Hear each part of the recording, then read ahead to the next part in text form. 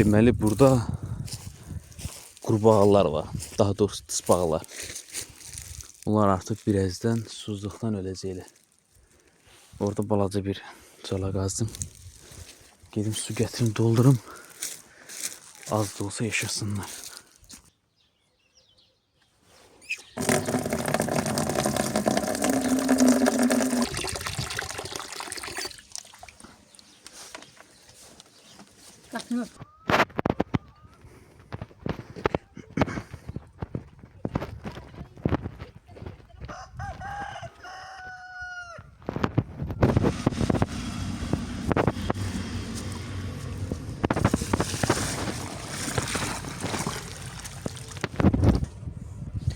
İndi isə gedək biz tısbağamızı axtaraq.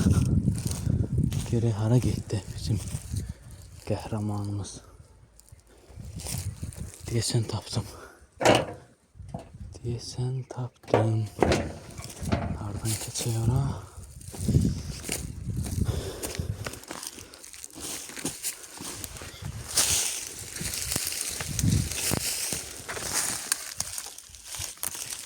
Hello. Korkma, ben sen bildiğin oğlanlardan değilim ha. Gel yavrum. Gel bebeğim. Hello. Are you here?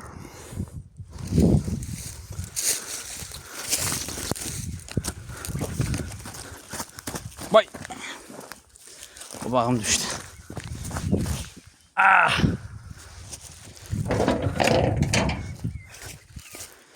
Senin dostların da olmalı buralarda. Aa, suyumuz yoxa çıxdı.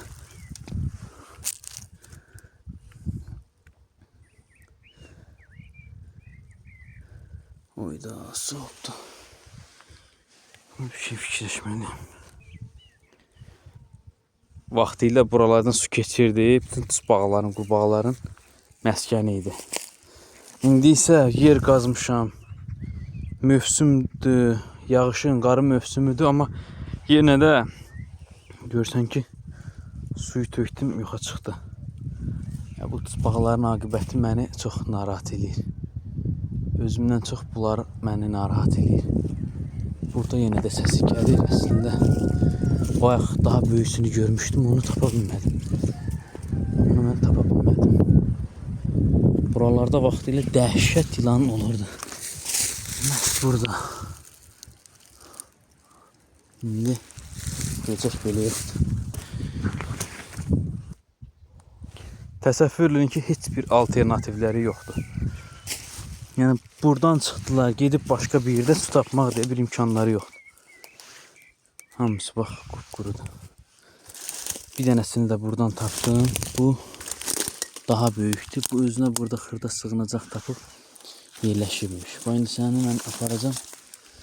Az da olsa bir müddet yaşadacağım. Hello.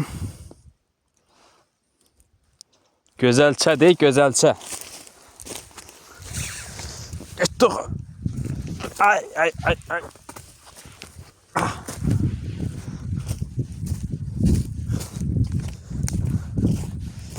Hihu. El elə.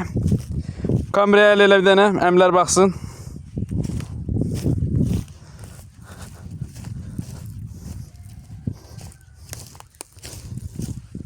Əmiyə salam ver, əmiyə salam ver. Hara gedirsən axı? Bundan qorxdun sən. Ya bir çimib gedərsən, də bir duş al gedərsən. Zalım balası. Nətdə nə?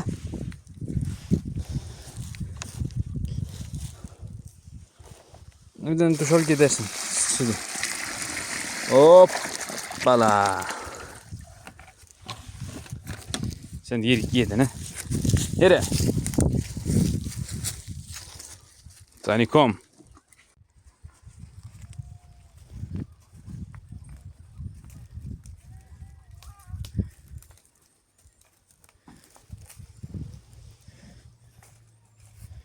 Daha su yolu gözlemeyin.